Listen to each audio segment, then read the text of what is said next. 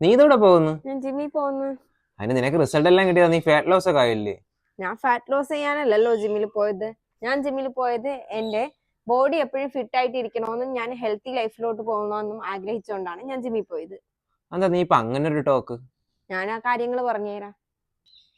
ഞാനൊരു എക്സാമ്പിളോട് കൂടി പറഞ്ഞുതരാം. നിങ്ങളൊരു എ പേഴ്സണും ഞാനൊരു ബി പേഴ്സണും ആണ്. എ പേഴ്സൺ എപ്പോഴും മനസ്സിൽ ചിന്തിക്കുന്നത് എനിക്ക് വെയിറ്റ് ലോസ് മാത്രം വേണം.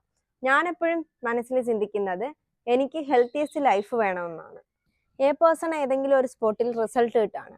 എ പേഴ്സൺ അവിടെ വെച്ച് അവരുടെ വർക്കൗട്ട് സ്റ്റോപ്പ് ചെയ്യും. അതേസമയം ബി പേഴ്സൺ എപ്പോഴും അവരുടെ ഹെൽത്തിയസ്റ്റ് ലൈഫിന് വേണ്ടിയിട്ട് പ്രയത്നിച്ചുകൊണ്ടേയിരിക്കും. വെയിറ്റ് ലോസ് ആയിരിക്കരുത് നിങ്ങളുടെ യഥാർത്ഥ ഗോൾ.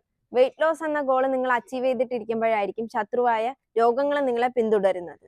അതുകൊണ്ട് നിങ്ങൾ എപ്പോഴും എങ്ങനെയാ ചിന്തിക്കേണ്ടത്? ബി പേഴ്സണെ പോലെ ആയിരിക്കണം.